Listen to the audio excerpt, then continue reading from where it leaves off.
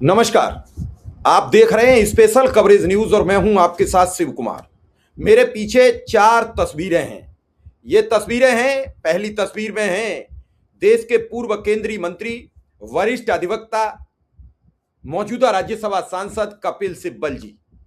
कपिल सिब्बल जी ने ये तीनों वरिष्ठ अधिवक्ता बुलाए हैं और जजों के गिरते हुए उद्बोधन पर, गिरते हुए सम्मान पर सवाल किए। इनमें पहली अधिवक्ता जो आपके समक्ष स्क्रीन पर हैं, नाम है उनका मीनाक्षी अरोरा, जो कपिल सिब्बल जी के साथ बैठी हैं। दूसरे अधिवक्ता हैं विवेक तनखा जी, राज्यसभा सांसद हैं कांग्रेस के। संजय हेगड़े वरिष्ठ अधिवक्ता हैं। इन सब से जजों का गिरता सम्मान क्या होगा, इसका परिणाम एपिसोड पर बातचीत की है। और ये कपिल सिब्बल, दिल से विद कपिल सिब्बल जो शो वो प्रोग्राम करते हैं, ये वहीं से साभार है और आपके समक्ष ये दिखाने का प्रयास कर रहे हैं कि आखिर जजों का सम्मान कैसे बचेगा। इस बात पर कपिल सिब्बल जी ने कई गैन सबूत और तथ्य रखे हैं और इन सवालों का जवाब जानने का प्रयास इस पूरे प्रोग्राम में किया है। तो आप देखें और समझें किस तरीके से अदालती कार्यवाही का दुरुपयोग या सदुपयोग हो रहा है, किस तरीके से अदालत के फैसलों पर सवाल उठ रहे हैं, कैसे अदालत मनमानी करती है। अभी आपने 3-4 फैसले देखे कि जैसे ही चुनाव खत्म हुआ तो आईपैक के डायरेक्टर को जमानत का मिलना, पवन खेड़ा को जमानत मिलना, राहुल गांधी के खिलाफ एक केस था वो अपील खारिज हो जाना, आज टीएमसी की अपील खारिज हो जाना, ये सब सबूत और तथ्य रखे हैं। तो आप सबसे अनुरोध है कि चैनल को सब्सक्राइब करें, बेल आइकन बटन दबाएं, हो सके तो हमारा समर्थन करने के लिए, ऐसी बेबाक टिप्पणियां, खबरें पाने के लिए आप हमारा चैनल ज्वाइन कर सकते हैं। पहले सुन लीजिए ये कपिल सिब्बल का पूरा इंटरव्यू। नमस्कार। दिल से के इस एपिसोड में हम चर्चा करेंगे कि जज का समाज में क्या रुतबा होता है और जज की जिम्मेदारी क्या होती है। क्योंकि लोकतंत्र में पहले तो आपको मालूम है कि राजा महाराजा होते थे, वही फैसला करते थे और वही न्याय करते थे। और जब से लोकतंत्र आया, डेमोक्रेसी आई, दुनिया में डेमोक्रेसी आई, कई देशों में डेमोक्रेसी आई, तो ये तय किया गया कि जो जज है ना वो फैसले करेगा और जो पार्लियामेंट है या सरकारें हैं वो अपने फैसले करेंगी और वो फैसले सही हैं या नहीं सही हैं वो जज तय करेंगे। अब आपसी में भी बड़े झगड़े होते हैं, इंसानों के झगड़े होते हैं, परिवारों के झगड़े होते हैं, उस पर भी जज फैसला करते हैं।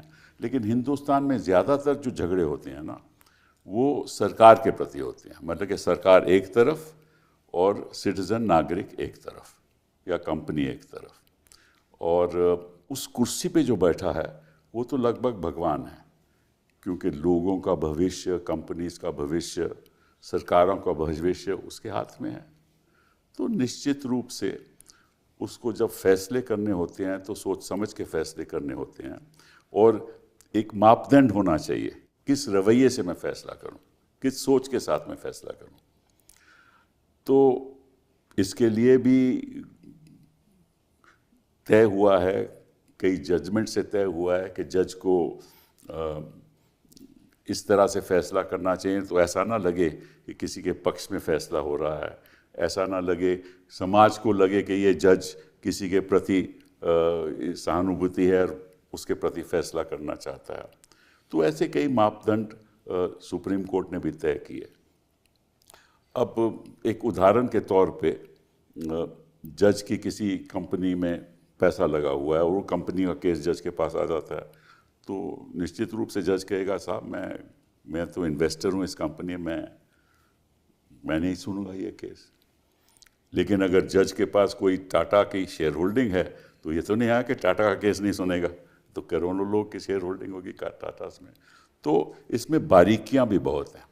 दूसरी बात यह है कि जज इंसान होता है और इंसान होते के नाते उसकी कमज़ोरियां भी होती हैं और लेकिन उसको कमज़ोरी से उठकर फैसले देने होते हैं। और जब समाज का विश्वास न्यायपालिका से उतर जाए तो फिर लोकतंत्र पे खतरा हो जाता है।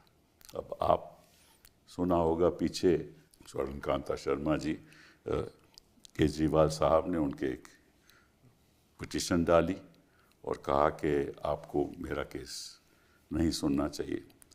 और उसकी चर्चा हम बाद में करेंगे, लेकिन ये सबसे बड़ा मुद्दा इस देश के सामने आ चुका है कि न्यायपालिका का रवैया फैसले देने पर, केस सुनने पर क्या होना चाहिए। तो उसके बारे में हम चर्चा करेंगे। हमारे पास 3 ऐसे अधिवक्ताओं को हम बुलाएं जिनकी जानकारी भी है और देश में उनका रुतबा भी है। तो सबसे पहले तो विवेक जी, थैंक यू वेरी मच। आप 2 बार आप राज्यसभा के मेंबर रहे, 2016 फिर 2022, और आपके पिताजी भी एक जज थे, हाई कोर्ट के, जबलपुर हाई कोर्ट में जज थे जी। एंड आप सीनियर एडवोकेट 1999 में हो गए थे और 2003 तक आप एडवोकेट जनरल रहे, और फिर आप you are the youngest advocate general, और फिर आप एडिशनल सोलिसिटर जनरल भी रह चुके हैं। पहली बार मध्य प्रदेश से कोई एडिशनल सोलिसिटर जनरल हुआ तो आपकी पहल थी उसमें। व्यापम स्कैम में आपका ख़ास तौर पे बहुत एक योगदान रहा। आपने विसल ब्लोअर की बड़ी सहायता की और उजागर किया स्कैम को, और कांग्रेस के लीगल डिपार्टमेंट में भी आप मेंबर रहे हैं। और सबसे अच्छी बात है कि आप सामाजिक काम बहुत करते हैं। विकलांगों के करना, आपने अपने पिताजी के नाम पे जस्टिस तनखा मेमोरियल ट्रस्ट, वहाँ आपके जो स्कूल के बच्चे हैं विद डिसेबिलिटीज़, और आप उनकी देखभाल करते हैं। ब्लड बैंक, 5 ब्लड बैंक्स आपने मध्य प्रदेश पब्लिक हॉस्पिटल्स में आपने इस्टेब्लिश किए हैं, और एक justice Tankha memorial Rotarian institute for special children भी आपने बनाई है। और जिस तरह से आपने सामाजिक काम किया है, ये सारे देश में उसकी चर्चा है। तो बहुत बहुत धन्यवाद आपका आने का। संजय जी, मैं तो आपको हमेशा टीवी पे देखता रहता हूँ वैसे तो कोर्ट में भी अक्सर मिलता हूँ, और जिस तरह से आप राइट्स, ह्यूमन राइट्स के प्रति आप ठोस बहस करते हैं, आपको यही पहचान है आपकी देश में कि सिविल लिबर्टी का मामला हो, फ्री स्पीच का मामला हो, आप वहाँ खड़े रहते हैं।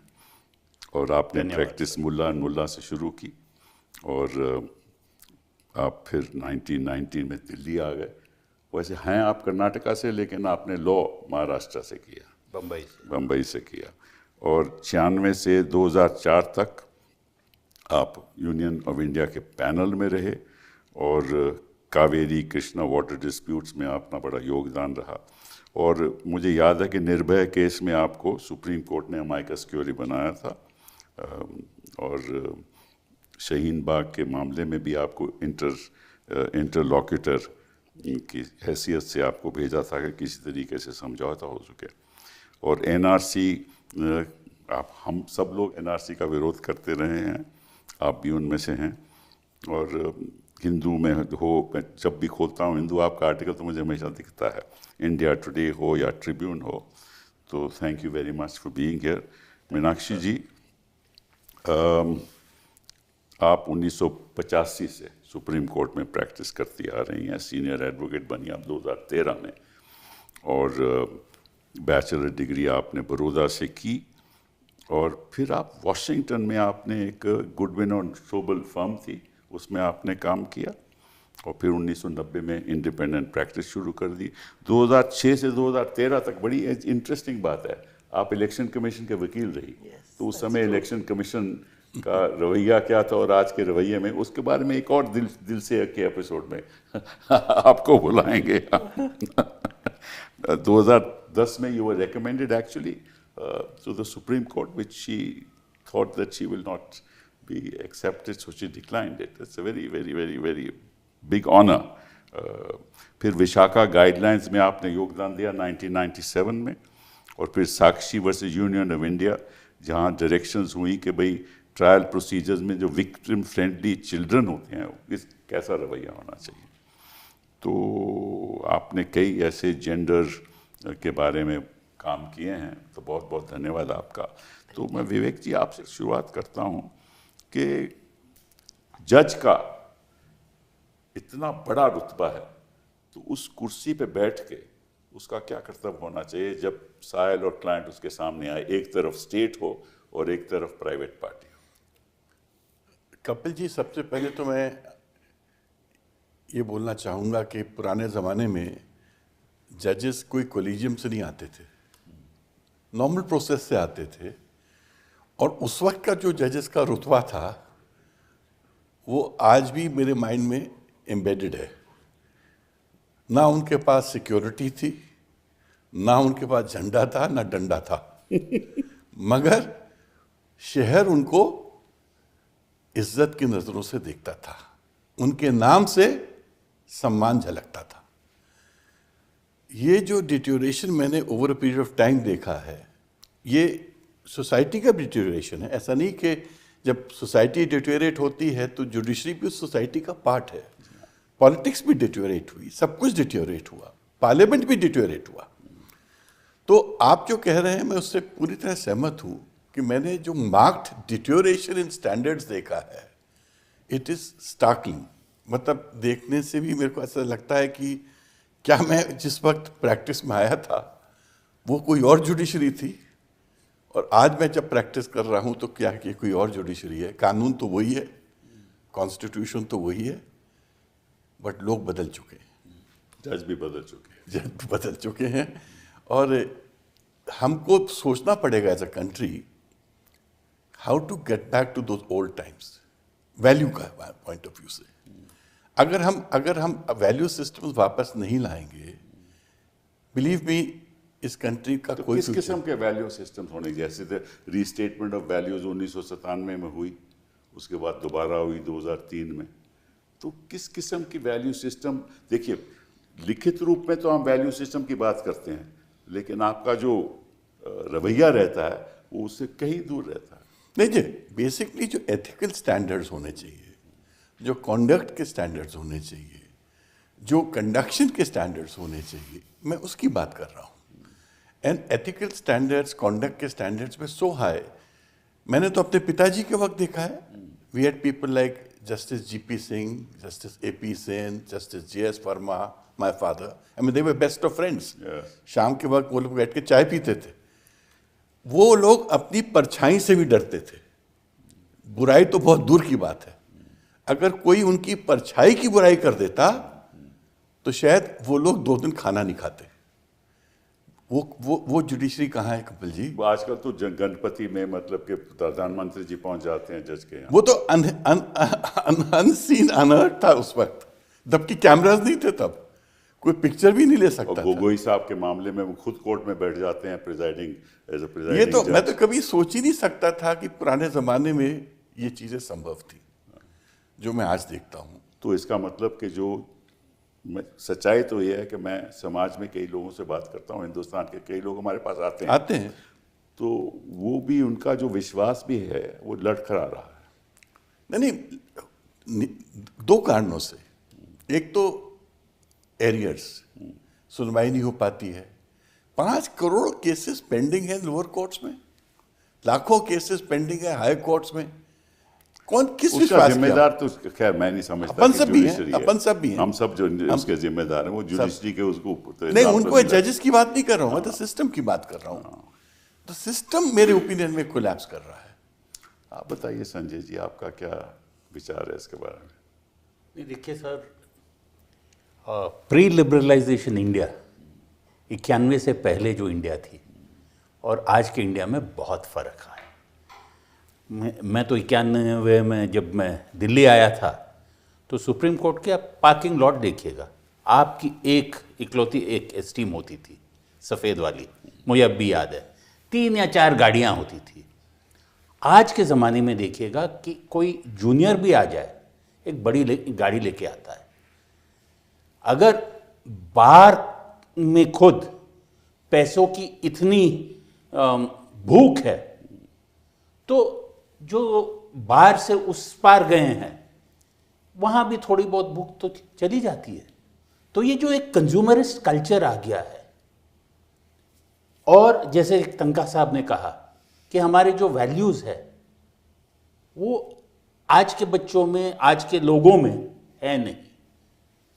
तो शायद हमें फिर से सोचना पड़ेगा कि हमारे समाज में किसको किसको अहमियत देंगे।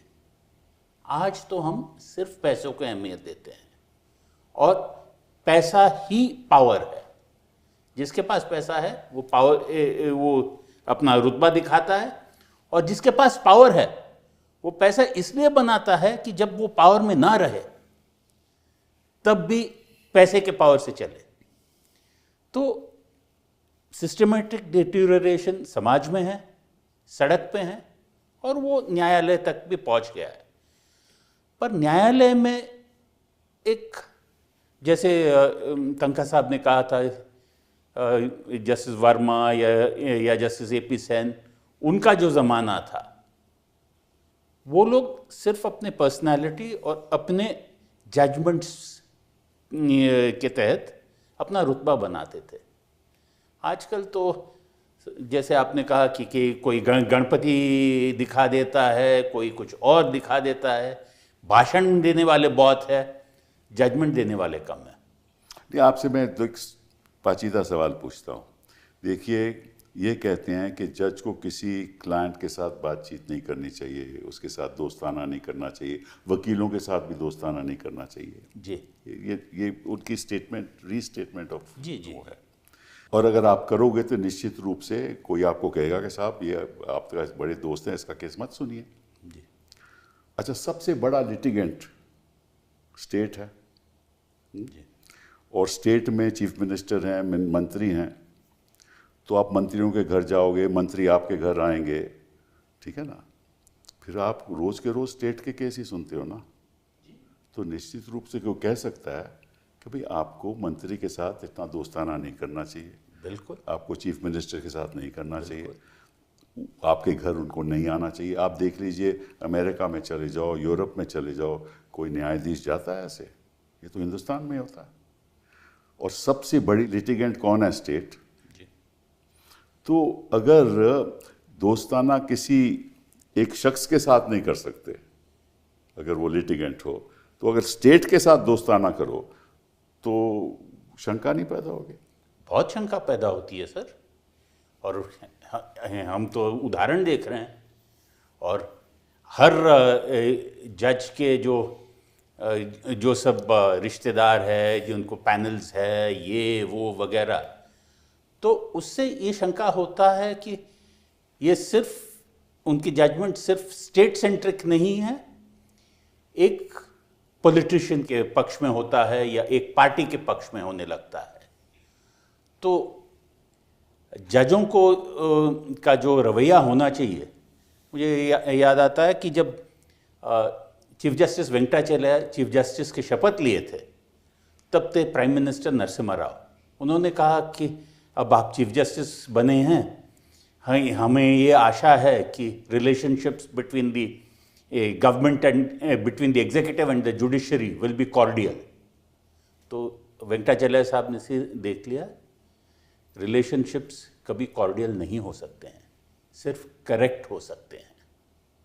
तो वो है, क्योंकि जज जो है वो आप कितने भी ऊंचे ओहदे पे हो, आपसे ऊपर है, क्योंकि उनको फैसला करना है कि आपके जो एक्शंस है सही है या गलत है।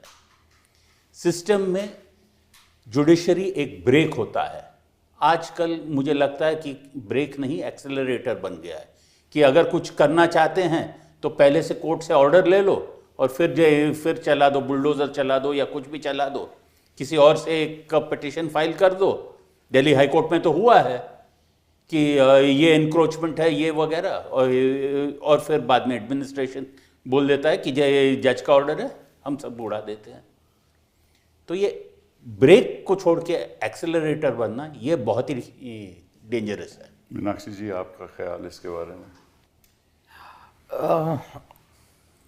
बहुत चेंज है फ्रॉम द टाइम हमने जब एंटर किया था प्रोफेशन में और आज की तारीख में। देयर वाज अ रिस्पेक्ट जो एक जज कमांड करता था, एंड ऑर्डिनरीली आप कमांड कैसे करोगे? एक आपकी जजमेंट्स के थ्रू, एक आपकी इम्पार्शियलिटी और इंडिपेंडेंस के थ्रू जब आप बेंच पे बैठते हो, ताकि आपके ऊपर कोई उंगली नहीं उठा सकता कि आपने इस मैटर में किसी और वजह से डिसीजन मेकिंग प्रोसेस की है। जब वो उंगली उठने लगती है और बहुत दफ़ा उठती है, बार बार उठती है, तो एक पूरे इंस्टीट्यूशन की क्रेडिबिलिटी नीचे आती है। और जो अब दिख रही है कि the institution is being hurt. पहले कोई एक जज होता था या 2 जज हुए, 3 हुए, आज एक इंस्टीट्यूशन की क्रेडिबिलिटी स्टेक पे है। जिस दिन इंस्टीट्यूशन की क्रेडिबिलिटी स्टेक पे होगी तो उसका ऑल्टरनेटिव क्या है? Kangaroo courts. People will move away from the courts which have been set up to kangaroo courts, and justice will be something very different. अब उस पे memes है, और उस दिन मेरे को किसी ने एक फॉरवर्ड किया जो बहुत ही क्यूट था। पहले तो मैं हंसी, and then I was myself shocked because I said, oh my God, this is serious. It was like meme के हम आपको गुंडा प्रोटेक्शन देते हैं, आप हमें कांटेक्ट करिए, आपको किस चीज़ में प्रोटेक्शन चाहिए, सड़क पे चाहिए, हमारे गुंडे सारे वेरीफाइड है, हमारे आपके साथ कॉन्ट्रैक्ट रहेगा। You know, it was a meme that somebody had made up, but the point is आप उसको ट्रांसलेट करिए। जब आपको ये सिस्टम में फेथ नहीं रहेगा और जस्टिस नहीं मिलेगी, तो it is not far away. जब आप उस लाइन पे आप जाएंगे तो where do you lead the country to an anarchy is what I would ask myself. And that is why I say कि अभी भी इस डिक्लाइन को स्टेम कर सकते हैं। बहुत आगे जा चुका है लेकिन स्टेम कर सकते हैं। How we do it is another thing. आजकल मैं देख रहा हूँ, मीनाक्षी जी, मैं सवाल पूछना चाहता हूँ कि आज के दिन में जो हेट स्पीच के जो क्राइम होते हैं, जो हिंसा होती है हेट स्पीच के आधार पे, बुलडोजर चलते हैं, लिंचिंग होती है, और भाषण ऐसे भावुक भाषण होते हैं कि वायलेंस होती है, और कोर्ट कुछ करता नहीं है। अभी हाल ही में सुप्रीम कोर्ट ने फैसला किया कि कानून में ऐसे प्रावधान हैं कि अगर कोई हेट स्पीच हो तो आप कानून के आधार पे आगे बढ़िए। लेकिन अगर कानून के आधार पे आगे बढ़ें तो जज तो कुछ करते नहीं हैं, तो फिर जाएं कहाँ? कानून के द्वारा जज कुछ करेंगे नहीं। जज कहेंगे कि कानून है, तो कानून लागू होता नहीं है। अगर लागू होता है तो जज उसको नज़रअंदाज कर देता है, तो फिर कहाँ जाएगा? ये तो बड़ी गंभीर बात है ना। It is a very very serious issue, और ये इशू आज का नहीं है, और अभी रिसेंट ईयर्स में it has taken another level all together. But that's a separate matter about the implementation, enforcement. But अगर जज इन्फोर्स नहीं करेगा, इसीलिए तो जज के रुतबे की और उसका जो रवैया है उसके ऊपर सवाल तो यही है ना।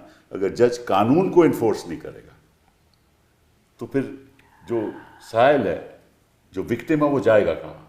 Kapil ji, very simple example. आपके हेट स्पीच पे केसेस पेंडिंग हैं, जो स्टेटमेंट्स हैं वो on the face of it correct are hate speeches, That's right. जो even the judges accept के action should be taken. अब उस पे state action नहीं लेगी because उसके अपने vested interests हैं। जब आप वापस आते हैं कोर्ट को और कहते हैं कि प्लीज़ आप इनको लीजिए, इनको डिसाइड करें, इस पे डायरेक्शंस दें, तो उसको प्लीज़ ठंडे बस्ते में मत डालें। और जब आप उसको नहीं लेते हो with urgency, with that seriousness that is expected, आप एक गलत मैसेज देते हैं सोसाइटी को about the institution. हाँ, ये केवल हेट स्पीच की बातें नहीं है, कोई हर चीज में। देखिए, जब महाराष्ट्र की सरकार बनी, एक फैसला हुआ और वो पिटिशन आज तक पेंडिंग है, इतने साल हो गए। डिफेक्शन का मैटर आता है तो उसके फैसले नहीं होते। हाँ, अभी देखो आम आदमी पार्टी के 7 लोग, मतलब कि 2 MLA पंजाब में और 7 MP हो गए उनके, ठीक है, और कोई कुछ नहीं होगा। सालों के साल बीत मैं जाएंगे। आपके चीजों को एक तरफ करते हुए, लेकिन issues like hate speech, issues like attacks on minority, churches and the other thing which are of more significant I important, agree. आप उनको बाकी चीज को साइड में रख के प्लीज इनको सुन के डिसाइड करें सो दैट नहीं, there is a message that goes. नहीं, मैंने महाराष्ट्र का उदाहरण इसलिए दिया कि हिंदुस्तान की राजनीति बदल गई। You are right, you are right. Maharashtra के फैसले से हिंदुस्तान की राजनीति बदल गई। ये ऐसा ही इन्होंने सरकार इन्होंने कर्नाटका में गिराई, ऐसी ही सरकार मध्य प्रदेश में गिराई, ऐसी ही सरकार बाकी प्रदेशों में भी गिराई। तो अगर आप राजनीति का ढांचा बदल दोगे, हाँ, अगर असम का सीएम ऐसे ऐसे स्टेटमेंट देगा और कोई ना तो कोई जज सो मोटो इस पे एक्शन लेगा, ना सीईसी कुछ कहेगा, तो फिर न्याय है कहाँ? ये सवाल तो बहुत भारी सवाल है ना। लेकिन राहत इंदौरी साहब ने कहीं लिखा था, इंसाफ जालिमों के हिमायत में जाएगा, ये हाल है तो कौन अदालत जाएगा। सही बात है। चलिए एक और चर्चा पे आते हैं। आपको शायद मालूम नहीं, माने हो भी सकता है कि जो आरएसएस आइडियोलॉग दत्तोपंत ठेंगड़ी थे, उनका बड़ा भारी योगदान रहा to found the Akhil Bharatiya अधिवक्ता परिषद, और उन्होंने ही भारतीय मजदूर संघ, भारतीय किसान संघ, भारतीय अभिलाषा दत्तात्रेय अभिलाषा परिषद इन केरला 87 में बनाया। और आपको मालूम है बहुत भारी बड़े आइडियोलॉग थे आरएसएस के, ये बात सभी जानते हैं, सब जानते हैं। और उन्होंने ये भी कहा that we must get rid of the cancer of minoritism, ये भी उन्होंने स्टेटमेंट दी। जो अल्पसंख्यक हैं ये एक कैंसर है, इसको ख़त्म करना होगा। उन्होंने ये भी कहा कि 370 हटाना चाहिए, ठीक है, वो तो एक पॉलिटिकल मामला है। उन्होंने एक और बड़ी भारी बात की, मैं अंग्रेजी में पढ़ देता हूँ। उन्होंने कहा कि दी अखिल भारतीय अधिवक्ता परिषद is competent and determined to become the nucleus of the constituent assembly of the resurgent Bharat. How can it become a constituent assembly of a resurgent Bharat जब हमारे एक कॉन्स्टिट्यूशन है जो कंस्टिट्यूएंट असेंबली के बाद बनी? तो ऐसे अधिवक्ता परिषद पे जाना, कोई भी जज हो, मैं किसी एक जज की बात नहीं कर रहा, कोई भी जज हो, ये पहले जज नहीं है जो गए, कई जज जाते हैं। हाँ भाई, बहुत सारे जज जाते हैं, तो अल्पसंख्यक जज भी गए हैं। मैं केजरीवाल की बात नहीं कर रहा इस समय। नहीं, अल्पसंख्यक जज भी गए हैं। हाँ, गए हैं। हाँ। आपको मालूम है कि वो पीछे जो हमने इम्पीचमेंट मोशन दिया था जज साहब का जी, उसका क्या हुआ? वो रिटायर हो गए। हाँ। और उन्होंने कुछ नहीं किया, और किया कहाँ जाए हम? तो कहने का मतलब ये है कि क्या जजेस को ऐसे फंक्शंस में जाना चाहिए जहां साफ जाहिर है कि एक आइडियोलॉजी से वो ऑर्गेनाइजेशन जुड़ी हुई है? Kapil ji, I am very clear on this. जजेस को किसी भी पार्टी के एफिलिएट बॉडीज की फंक्शंस में नहीं जाना चाहिए। मैं तो कांग्रेस का लीगल सेल का चेयरमैन था, आपको पता है। जी हाँ। कॉन्शियसली मैंने कभी किसी जज को या इवन फॉर्मर जजेस को अपने फंक्शंस में नहीं बुलाया, क्योंकि मैं इस चीज़ में बिलीव करता हूँ कि किसी भी पार्टी ऑर्गेनाइजेशन का पार्ट इन लोगों को नहीं होना चाहिए। मैं तो फॉर्मर जजेस को भी एडवाइस देता हूँ, कई मेरे फ्रेंड्स हैं उसमें से जो रिटायर होके जिन्होंने बीजेपी ज्वाइन कर ली।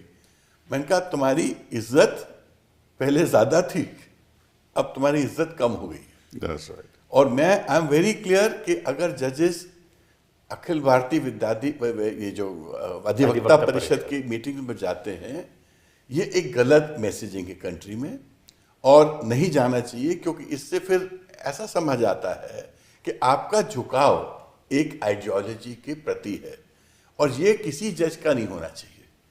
और जजेस को स्क्रूपलेसली एक डिसीजन लेना चाहिए इस देश में कि हम किसी भी पार्टी से एफिलिएटेड लॉयर ऑर्गेनाइजेशन की फंक्शन में नहीं जाएंगे, खाली बार एसोसिएशन के फंक्शन में जाइए, बार काउंसिल के फंक्शन में जाइए। उसमें तो सभी शामिल है ना, सब शामिल होते हैं, बट ये बिल्कुल ही गलत है। और मैं इसको पूरी तो तरह क्या गलत आप समझता मतलब कि आप डिनर किसी इससे करते हो, उससे करते हो, राजनीतिक लोगों से करते हो, डिनर्स करते हो, उनके साथ जाते हो, फंक्शंस पे जाते हो, अपने आप में ये जो जो आम आदमी सोचता है कि ये क्या हो रहा है?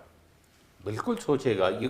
देखिए, और आज के ज़माने में जब सब कुछ विजुअल है, सभी लोग इंस्टा पे देखते हैं, अटेंशन स्पैन 2 मिनट की है, तो आप अगर ये मैसेजिंग दिखाते हो कि फलाना पार्टी के साथ हमारा बहुत दोस्ताना है, हमारा बहुत याराना है, फलानी पार्टी के बड़े बड़े लोग हमारे घर आते हैं, तब लोग क्या कहेंगे? मैं जब आर्ग्यू कर रहा था तब मैंने उदाहरण दिया था कि सीता की अग्नि परीक्षा का। हम राम को मर्यादा पुरुषोत्तम मानते हैं। राम जी जानते थे कि वनवास में और लंका में कुछ नहीं हुआ था, फिर भी उन्होंने सीता जी से अग्नि परीक्षा क्यों करवाई? क्योंकि जब वो अपनी रानी बनाकर वापस अयोध्या ले आने वाले थे, तब कोई उंगली ना उठा पाए। वो सीता जी आई और फिर उसके बाद भी जब उंगली उठे तो राम जी ने वापस उन्हें वनवास में भेजा। मैं क्वाइट फ्रैंकली आपने ये बात कही, मेरा पर्सपेक्टिव इसके बारे में थोड़ा अलग है। थोड़ा सा अलग है, मेरा तो बहुत ज्यादा अलग है। अलग है मेरा। नहीं, आपका अलग हो सकता है, पर नहीं, ये काम होना नहीं चाहिए। नहीं, पर आदमी की भी अग्नि परीक्षा होनी चाहिए। जी बिल्कुल बिल्कुल। और शायद राम जी वो दे भी देते, पर दूसरी बार अग्नि परीक्षा क्यों हुई? दूसरी बार अग्नि परीक्षा का परिणाम क्या हुआ? सीता जी धरती में समा गई, पर जो उनके बच्चे थे लव और कुश, उन पर कोई आंच नहीं आने दिया। तो जो सिस्टम है, सिस्टम कभी कभार अग्नि परीक्षा भी मांग लेता है।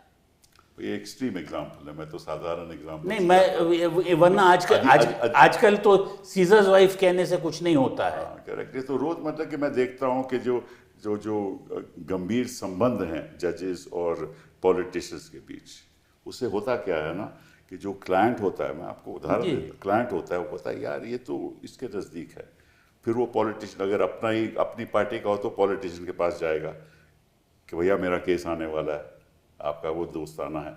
हालांकि जज करे ना करे वो अलग बात है। इशू ये नहीं है कि वाकई में प्रेशर होता है, इशू ये है कि जो आम आदमी है उसके मन में क्या बीतती होगी, ये इशू है। ठीक है। एब्सोल्युटली। आप ही तो कहते हैं कि justice must not only be done but must also be seen to be done. इसका मतलब कि एटलीस्ट जो परसेप्शन है ऑफ इंडिपेंडेंस ऑफ जुडिशरी, वो एक एवरी लिटिगेंट जो कोर्ट में आता है उसको यही फीलिंग होनी चाहिए कि माई जज इज टोटली इंडिपेंडेंट, उसमें कोई भेदभाव नहीं होगा ऑफ नथिंग। देखो, हर इंसान में कहीं ना कहीं कुछ आइडियोलॉजी होगी। अब हम बोलें कि हमारे जज बिल्कुल ही सेंट्स बन जाएं और कोई वो नहीं होने वाला, लेकिन उसका होना भी नहीं चाहिए, ऐसी होना भी नहीं चाहिए, because then you are odourless, tasteless individuals and we don't want that kind of जजेस। तो अब वो चीज़ तो होगी नहीं। तो लेकिन उसका फिर how do you go forward there? And I personally believe कि एटलीस्ट अगर ये लोग खुद अंदर से नहीं कर सकते तो हमारी एसोसिएशंस हैं, हमारे लीडर्स हैं, हम ही एक लिस्ट बना के इनको देते हैं कि देखो भाई ये सारी एसोसिएशंस हैं जो पॉलिटिकली एफिलिएटेड है या जो थोड़ी डाउटफुल हैं, और हम आपको रिक्वेस्ट करते हैं कि आपकी अपनी पब्लिक इमेज के लिए you must refrain from certain activities that send out a long message for the institution. और उसमें there are two things. One thing that we stand collectively and tell them that few things are not done. And second thing, we are giving a list. आप circulate करिए अपने judges को. You bring them in line that they will not participate in such events or will not be seen as doing it. नहीं, वो कौन मानता है? क्योंकि पॉलिटिकल पार्टी इन पावर है, उनको तो प्रोटेक्शन है उस पॉलिटिकल पार्टी से। लेकिन और चीफ जस्टिस अगर ऐसा करे भी तो कौन इस बात को माने? लेकिन फिर आप इसको हैंडल कैसे करेंगे, आप इसको टैकल कैसे करेंगे? Because आप अंदर से सिस्टम से नहीं टैकल कर रहे। सारे जजेस को ये पहले सोचना होगा कि हमारा रुतबा क्या है और कर्तव्य क्या है, क्योंकि आम आदमी को भगवान के प्रति सोचते हैं वो कि ये तो भगवान है, हमारी जिंदगी का हमारा जो भविष्य है ये तय करेंगे। उस नजरिए से अगर जज अपने आप को देखे तो निश्चित रूप से वो सही काम करेगा, लेकिन उस नजरिए से जज नहीं देखते। That is the oath that they take at the time when they take the office. I mean, you know, you probably have to bring a lot back into that. I agree with you. अच्छा, अब दूसरी बात आपसे शुरुआत करते हैं। जब recusal की बात आती है कि आपको ये केस नहीं सुनना चाहिए, तो जज को इस नज़रिए से नहीं देखना चाहिए कि भाई मैं सोचती हूँ या सोचता हूँ कि ये गलत है। इस नज़रिए से देखना चाहिए कि जो आपके पास आया है, क्लाइंट आ रहा है जो आपको बोल रहा है कि भाई आपको उसकी नज़रिए से देखो कि क्या मैंने कुछ ऐसा किया है जिसकी वजह से मुझे रिक्यूज़ करना चाहिए। ये कानून कहता है कि आप अपने नज़रिए से नहीं देखोगे, उसके नज़रिए से देखोगे। हाँ, और उससे नज़रिए से देखोगे तो फिर आपका वो कॉन्डक्ट देखेगा पब्लिक स्पेस में कि आपने पिछले महीनों में क्या किया, किससे मिले, किससे नहीं मिले, किससे दोस्ताना है, तो निश्चित रूप से वह कहेगा साहब आप तो इनके दोस्त हैं या आप इनके फंक्शंस में जाते हो, आपको नहीं सुनना चाहिए। ये है कानून की बात। तो किस आधार पे जज को तय करना चाहिए कि मैं सुनूंगा या नहीं सुनूंगा? कपिल जी, इसका कोई मापदंड नहीं हो सकता। इसका सबसे बड़ा मापदंड होता है आपका कॉन्शियंस। और मेरे ओपिनियन में अगर मैं एक जज की कुर्सी पे बैठा हूं और मेरे सामने खड़ा हुआ व्यक्ति मेरे से बोलता है कि मुझे आप पे फेथ नहीं है, that should be the end of the matter.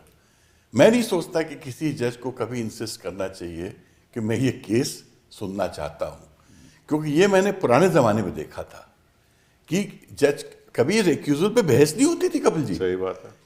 ये तो नया फिनोमेना है। मैंने पुराने ज़माने में रिक्यूजल की बहस कभी नहीं सुनी है। पुराने ज़माने में अगर चिट्ठी पहुंच जाती थी तो जज कहता रहा please put it before the bench. That is the level of detachment we must सी।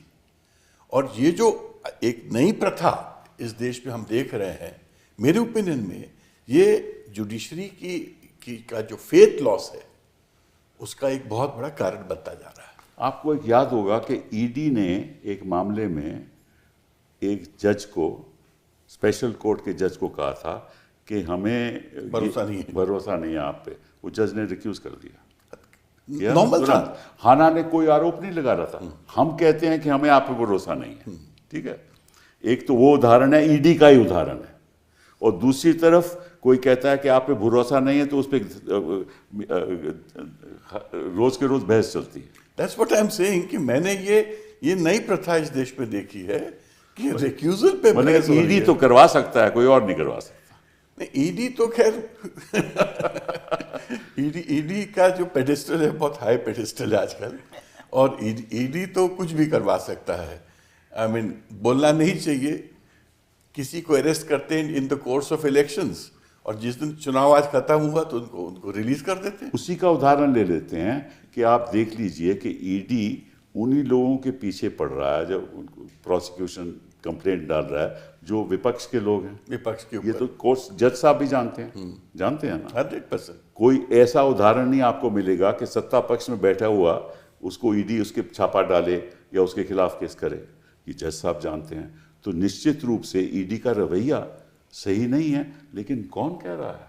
किसी ने कहा कि आपका रवैया सही नहीं है? मुझे कभी जब पिटिशन गया था तो कोर्ट ने तो कह दिया था कि हम ऐसे ब्लैंकेट वाले पिटिशन देखेंगे नहीं। आप कोई ठोस उदाहरण लेके आए तभी देखेंगे। तो इसीलिए वो जो जज के प्रति जो रिस्पेक्ट है वो गिरती जा रही है। क्यों? आप एक कैन ऑफ वर्म्स खोल रहे हैं। नहीं रियलिटी की बात कर जब रहे आप हैं। बोलते हैं देखिए, कि हम रिक्यूज नहीं करेंगे, जब हम कपिल बात में दिल से के शो में हम क्या करते हैं कि लोगों को उनका खुद का चेहरा दिखाते हैं। आप जब वो चेहरा पब्लिक में दिखाते हैं कोर्ट रूम में, जहां पे 100 लोग सुन रहे हैं, और उस चेहरे में कुछ कुछ चीजें होती हैं जो वेरीफाई हो सकती हैं और जो सच होती हैं, तो वो आपकी इमेज, एक जज की इमेज और एक इंस्टीट्यूशन की इमेज को कहां से कहां गिरा देती हैं। और इसलिए आज की तारीख में आप जब कहते हैं कि पहले कोई क्वेश्चन ही नहीं करता था रिक्यूजल को, जहां उनको किसी ने बोला कि हमारे पास वो जो टर्म यूज होती थी, reasonable apprehension of bias, That's right.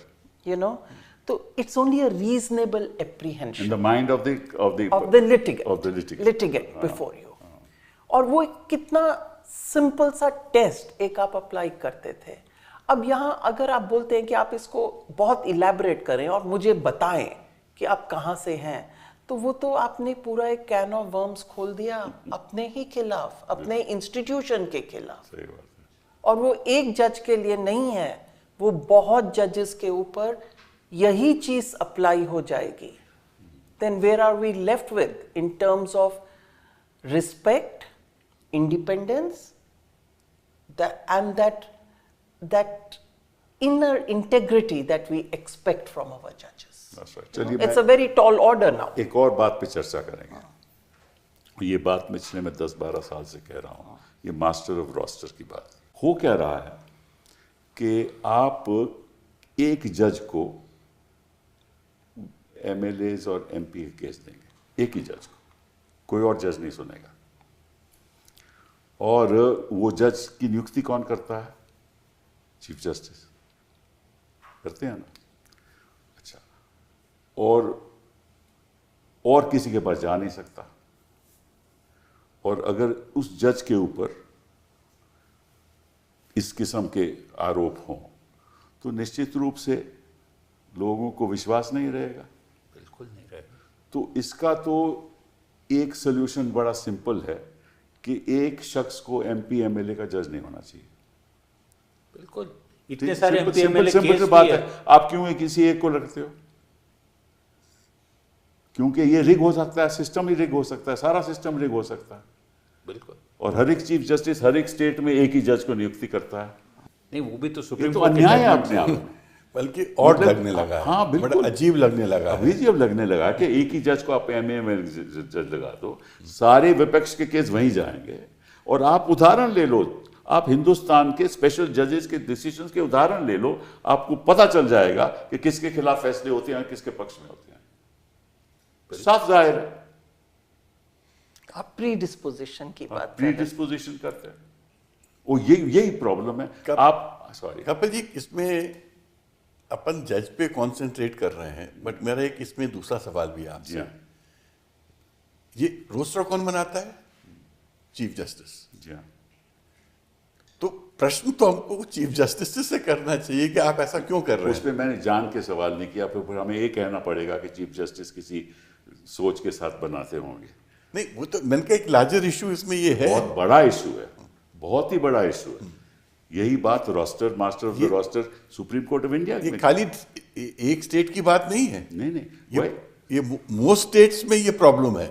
नहीं, even in the Supreme Court of India, even in the Supreme Court of India, the master of the roster decides there must be a better system for the distribution of cases कि किसको क्या सुनना चाहिए, क्योंकि ये तो एक administrative बात है ना। बेटर एंड उसमें भी पारदर्शिता होनी चाहिए ना, इसमें भी पारदर्शिता होनी। बिल्कुल बिल्कुल, better and more transparent system. Exactly, आप रोस्टर के प्रिंसिपल्स आप अनाउंस कीजिएगा एग्जैक्टली कि इसके कॉम्पिटेंस ये 4 जजों में है, इसकी कॉम्पिटेंस ये 4 जजों में है, और फिर कोई एल्गोरिथम से आप एल्गोरिथम से होना चाहिए। असाइन करते जाइएगा, तभी कुछ। अभी तो हमको पता भी लगता है कि अच्छा ऐसे वाला मामला सिर्फ यही जज के सामने जाएगा, तो ये जज क्या की रूलिंग क्या होगी तो हमें पहले से पता लगता है। उदाहरण के तौर पे देखता हूँ कि ऐसे बड़े बड़े इम्पोर्टेंट केसेस जो किसी चीफ मिनिस्टर का या किसी मिनिस्टर का भविष्य तय करेंगे, तो वो इलेक्शन आने लगती है तो सडनली लग जाते हैं।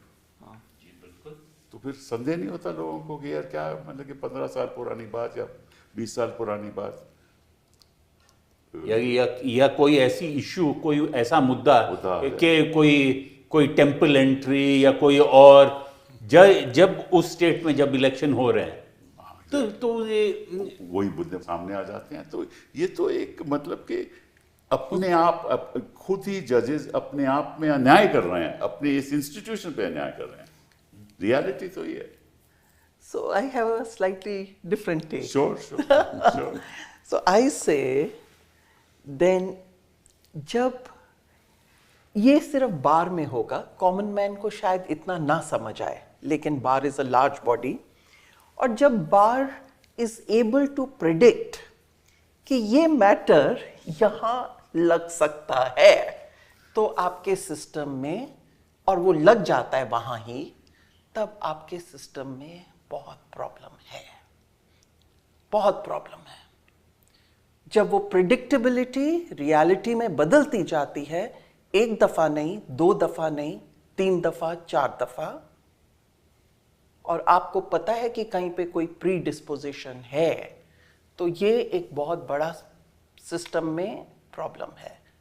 तो वो फिर जब हम रीजनेबल एप्रीहेंशन, अब बायस उसको ना कहें लेकिन प्री डिस्पोजिशन कहें या जो भी कहें, that will step in there, and there I will say with what Sanjay has said कि नहीं, they you must have 4-5 benches जो एक पर्टिकुलर हर इश्यूज में आप रखिए, चाहे आपका आईबीसी है, चाहे आपका पीएमएलए है, चाहे आपका क्रिमिनल मैटर है, या आपके लीडर्स के मैटर्स हैं। नहीं, they must be 4-5 designated benches, और 4-5 designated benches may be, have more of benches, and let it only and go by an algorithm and no other means.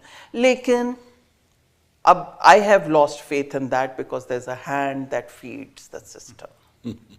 तो नहीं कपिल जी, ये बहुत बड़ा इशू है इस देश में, और ये पूरे आप बार एसोसिएशन का एक दिन, मैं तो आपसे रिक्वेस्ट करूंगा कि किसी दिन बार एसोसिएशंस को आप इनवाइट करिए, एंड बार काउंसिल तो मैं इतना नहीं कह सकता, but bar associations would like to come and speak to you on this. वो तो आई नो दैट, मैं बुला भी लूंगा।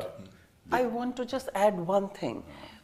I was doing a search एक बारी इसी इशू के ऊपर, और मैंने सुप्रीम कोर्ट के पूरे वो जजेस के क्या क्या मैटर्स मार्क हो सकते हैं उसको बाहर निकलवाया, and you won't believe it कि सब जजेस के पास क्रिमिनल मैटर्स जा सकते थे, हर एक के पास ऑलमोस्ट। बट सब पे इम्पोर्टेंट मैटर तो किसी एक ही बेंच पे जाते थे।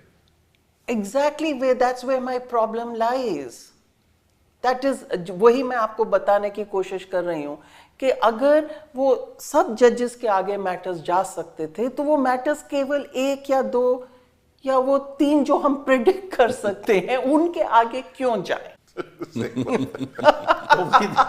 विवेक जी, आपका क्या? देखिए, मैं तो कंप्लीटली कन्विंस्ड हूँ कि judiciary will have to do a lot of introspection, जैसे the profession will have to do also, even lawyers will have to do a lot of introspection. आपने मुझे कहा ना कि मैं वकीलों को बुला लूं और उनसे बातचीत करूं, लेकिन वकीलों में देखिए, हम जो वकील हैं, इन द कोर्ट कोई पॉलिटिक्स नहीं होनी चाहिए, इन द कॉरिडोर्स कोई पॉलिटिक्स नहीं होनी चाहिए, क्योंकि we are there to protect the constitution and the rights of people.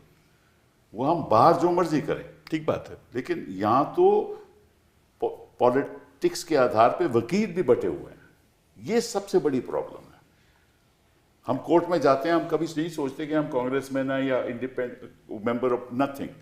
भाई, हमने बहस करनी है, बहस करके खत्म करो। We are wedded to law, basically wedded to law, लेकिन unfortunately the bar is divided. अधिवक्ता जैसे आपके 2-2 हजार लोग तो मीटिंग में आते हैं, और यही लोग जज बनते हैं। आपको मालूम बता दूं, क्योंकि सरकार के प्रति इनका वो रवैया रहता है। ये गवर्नमेंट पैनल में आते हैं, फिर उसके बाद जज बन जाते हैं, झुकाव रहता है ना उनका। हाँ, तो ये बड़ी भारी प्रॉब्लम है, और सिस्टम को ऐसे चलता रहेगा तो आपको मालूम नहीं कि क्या होने वाला है आगे। और हमने तो ये भी सुना है कि अगर अधिवक्ता परिषद कहे कि फलाने साहब को सीनियर एडवोकेट नहीं बनना चाहिए, तो वो भी होने लगा है। कई अच्छे वकील हैं जो सरकार की ओर से प्रैक्टिस करते हैं और हर सरकारी मामले में है, फिर भी नहीं, वो तो senior अलग, नहीं वो तो पर्सनल भी बात हो सकती है ना। नहीं वो लेकिन कभी कभार तो मतलब कि कई ऐसे बड़े गंभीर मुद्दे हैं जिनको जजेस को खुद सोचना चाहिए कि भविष्य में क्या होने वाला है। वो आपने कभी विजन है to you know you Meenakshi, can't कभी you've been in Washington, you've practiced in Washington, आपने Very कभी सोचा था कि chief justice of the United states of America will be having a tete-a-tete with senators and with presidents of the United States? कभी सोचा भी है आपने? The same thing with in Europe कभी सोच भी नहीं सकते आप। यहाँ तो माहौल ही अलग है। लेकिन वहाँ पे जो सिस्टम है वो बहुत क्रिटिकल है आज की डेट में भी, और कभी कुछ अगर ऐसा हो जाए तो people speak and they are heard. हमारे साथ प्रॉब्लम है एज यू सेड कि हमारा बार ही बट गया है, राइट? एंड हम एक चीज़ नहीं रियलाइज करते कि we don't see beyond the tip of our noses. अगर वो इंस्टीट्यूशन ही कल नहीं बचेगा तो where is that institution for this bar? इसीलिए तो हम डिस्कशन कर रहे हैं, अदरवाइज हम करते भी नहीं। कि इतनी गिरावट आ चुकी है और लोगों का विश्वास उठ रहा है कि ये बहुत ही गंभीर मामला है और आप लोग इन लोगों को सोचना चाहिए। अभी हमें मालूम है कि इस केस में ये मैटर इस कोर्ट में गया तो हम गए, सुनने नहीं वाला कोई, इसमें गया तो शायद कोई चांस है। ठीक है, एटलीस्ट न्याय तो होगा। ठीक है ना भाई? ठीक बात है। तो ये It's a very worrying thing, and people जिन्होंने जुडिशरी को as a judiciary is also a way of life for us. हमने जुडिशरी को जिस तरह से देखा है, and when I say judiciary means I also mean the bar. मेरे को बार एंड बेंच में कोई फर्क नहीं दिखता है, बल्कि मैं I always stay in my speeches कि बेंच जजेस तो कुछ साल के लिए आते हैं, वकील तो परमानेंट है।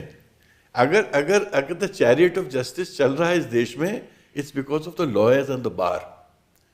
तो मेरा ये कहना है कि दिस इज अ टाइम, जो आपने बहुत अच्छी बात कही, जो इंट्रोस्पेक्शन आपने जो स्टार्ट किया है, and this introspection should now spread to all bar associations. And as Meenakshi ji कह रही थी कि हो सकता है कि we should now be putting points of rectitude और कहिए या वैल्यू सिस्टम्स के जो वैल्यूज आपने बनाई थी, अभी I think we will have to propose into that I think you need to include this. और हर चेंजिंग टाइम के साथ होता है। 97 में एक आई थी, उसके बाद 2005 में था शायद उनका जो नेक्स्ट कॉन्फ्रेंस था चीफ जस्टिस का। तो अभी we are 20 years away, and if we have still dropped further, then I think they should seriously. Principles of 2002. So फिर you are required 24 years from then. That's right. So I think in नहीं, वो तो 20 भूल गए, सभी लोग भूल गए बैंगलोर प्रिंसिपल है क्या, सब लोग भूल चुके हैं। ये रियलिटी है। और अगर हम तो अपने जुडिशियल एकेडमी कुछ नहीं करती इसके बारे में? जुडिशियल एकेडमी क्या करेगी? जुडिशियल देखिए ऐसा रियलिटी इज कि हर जज को खुद अपने आप से ये सवाल पूछना पड़ेगा। बात तो अल्टीमेटली इंटेग्रिटी की आती है ना, खुद सवाल पूछना चाहिए। जैसे आपने कहा कॉन्शियंस को पूछना चाहिए कि भाई मैं सही कर रहा हूँ गलत कर रहा हूँ। अगर वो जज नहीं पूछेगा तो निश्चित रूप से नतीजा यही होगा। विशियस साइकिल है, बहुत भारी विशियस साइकिल है। और दूसरी बात, चलिए आखिरी बात, ये पॉलिटिशियंस को भी सोचना चाहिए कि मैं क्यों इसके घर जाऊं। बिल्कुल छोड़िए, आप जज को छोड़ दीजिए, पॉलिटिशियन क्यों घर जाते हैं? पॉलिटिशियन क्यों ऐसे मिलते हैं? फिर उनकी रील्स चलती हैं सोशल मीडिया पे, फिर उसका प्रभाव पड़ता है, राइट? सो पॉलिटिशियंस को भी सोचना चाहिए, ऐसा नहीं होना चाहिए। अब इनका कहना है कि साहब हमें रोज लॉ मिनिस्ट्री से काम पड़ता है इसलिए हमें मिलना पड़ता है। आप फॉर्मली मिल लीजिए, इनफॉर्मल मिलने का क्या मतलब? रियलिटी तो ये है। तो पॉलिटिशियंस को भी ऐसा नहीं करना चाहिए। और मैं तो समझता हूं कि सुप्रीम कोर्ट को खुद अपनी इंडिपेंडेंस दिखाने के लिए ये जो कई मामले हैं सुओ मोटो एक्शन लेना चाहिए, जाके एक मैसेज जाए देश में कि हम ऐसे नजरअंदाज नहीं करेंगे ऐसे मामलों में। कपिल जी, एक जगह मैं आपसे बेग टू डिफर। आप हर वक्त सुप्रीम कोर्ट को एम्फसाइज करते हैं, मेरा कहना है कि देश की हाई कोर्ट का क्या होगा। नहीं आज नहीं, मैं कह रहा हूं कि ये चीजें हाई कोर्ट्स को करनी चाहिए। सुप्रीम कोर्ट तो लास्ट कोर्ट होता है, और जो स्यू मोटो एक्शंस होने चाहिए ये हाई कोर्ट्स में होने चाहिए। सही बात। और आजकल लोग हाई कोर्ट्स में ये एक्सपेक्टेशन ही नहीं रहती है, लोग सोचते ही नहीं कि संभव है कि हाई कोर्ट्स गवर्नमेंट के अगेंस्ट कोई बड़ा सख्त कदम उठा सकेंगे। आज ऐसी एक फीलिंग है। तो मैं तो चाहता हूं कि हम सबसे पहले अपने हाई कोर्ट्स को, डिस्ट्रिक्ट कोर्ट्स को स्ट्रेंथन करें। पुराने ज़माने में एक सेशंस कोर्ट का जज बाहर निकलता था, लोग कहते रहे डिस्ट्रिक्ट जज जा रहा है। सही बात। आज तो ये नहीं पता रहता कि डिस्ट्रिक्ट जज कौन है। तो यहाँ तो हाई कोर्ट में फैसला अगर कोई इंडिपेंडेंट जज दे, उसका तबादला हो जाता है। हाँ, हो जाता है ना। उसकी सहमति तो सुप्रीम कोर्ट ही देता है ना। लेकिन एक बात उनकी सही है कि जो आपके सुप्रीम कोर्ट में आते हैं वो मेजॉरिटी तो वो हाई कोर्ट से ही आते हैं और नीचे से आते हैं। तो अगर पहले हम उसको अगर थोड़ा सा सही करें तो हो सकता है कि ढांचा तो नीचे से सही होना चाहिए ताकि वो ऊपर तक ठीक हो। एक बात में बड़ा खुश हूँ कि कुछ ऐसे भी जज हैं डिस्ट्रिक्ट कोर्ट, स्पेशल कोर्ट, बिल्कुल हिम्मत से फैसला देते हैं। बिल्कुल ऐसे फैसले जो ना हाई कोर्ट से आते हैं ना सुप्रीम कोर्ट से आते हैं। बिल्कुल नहीं Absolutely, you're right. हमें तारीफ करनी चाहिए। There's a lot of courage. और वो इतिहास के पन्नों में वही जाते हैं। हाँ, और वो ऐसे जज है जो मेरे जैसे वकील नहीं है, जो ये सब कुछ करके फिर बाद में वकालत में आए हैं। वो लोग 5 साल से अपने नेशनल लॉ स्कूल, ये स्कूल से सब सीख के आए हैं और उन्हें पता है कि कानून क्या होना चाहिए, और सिर्फ कानून से जाते हैं। तो फिर वो ये दूसरी बात है कि जो भी वो फैसला दे देते हैं फिर ऊपर से कोई स्टे आ जाता है। तो ऊपर वालों को भी ना, दूसरे कोर्ट्स को, ट्रायल कोर्ट्स को एक लीड दे देना चाहिए कि भाई आप फैसले लो, हम ज़्यादा इंटरफेयर नहीं करेंगे। आजकल के ज़माने में क्या हो रहा है, सुप्रीम कोर्ट में कई जज ऐसे कहते हैं अच्छा ये हाई कोर्ट से है, ये हाई कोर्ट में तो ये हो रहा है, चलो स्टे। ये भी नहीं होना चाहिए। एक डिसेंट्रलाइज्ड फेडरेटेड जस्टिस सिस्टम जहां हर जज ये कह सकता है, कानून ये कहता है, मुझे ये दिख रहा है और मैं फैसला दूंगा, बिना द्वेष, बिना अनुराग। जहां इंटेग्रिटी होगी वहां इंसाफ होगा, जहां इंटेग्रिटी नहीं होगी वहां बेइंसाफी होगी। लेकिन उसमें एक प्रॉब्लम है, आपके पास बहुत अच्छे यंग जजेस हैं जो करना चाहते हैं, जो डिस्ट्रिक्ट कोर्ट्स में हैं। उनके सामने 2-3 चीज़ें हैं, आप उन्हें कैसे सॉल्व करेंगे उनके लिए? नंबर 1, एक तो उनके चलो जजमेंट सेट असाइड हो जाते हैं at a drop of a hat because they are inconvenient और whatever they may be, I will use the word inconvenient. Number 2, उनको प्रोटेक्शन कौन देगा? After all, they also have aspirations to grow. If a man is bold, he's brave, और वो अच्छी judgment लिखता है, और वो judgment maybe in a sensitive political matter, आप उसे you have to give that man his respect, his position. लेकिन if subsequently he gets targeted for having written that judgment, what happens, yes. Why will anyone stick their necks out? So we are not protecting them either way. And this third thing I think is the district judges, who are, some of them are exceptionally good, their avenues for promotion to the High Court and very little to the Supreme Court, which is completely wrong. चलिए, I think ये बहस तो खैर हो गई और चर्चा हो गई, और देखते हैं कि इसका कोई प्रभाव पड़ेगा कि नहीं। बहुत बहुत धन्यवाद आपका। Thank you for having us. दिल से थैंक यू। दिल से। आपने ये पूरा इंटरव्यू देखा, आपकी इसके बारे में क्या राय? हमें जरूर बताइए, हमें आपके कमेंट की प्रतीक्षा रहेगी। धन्यवाद, आभार, नमस्कार।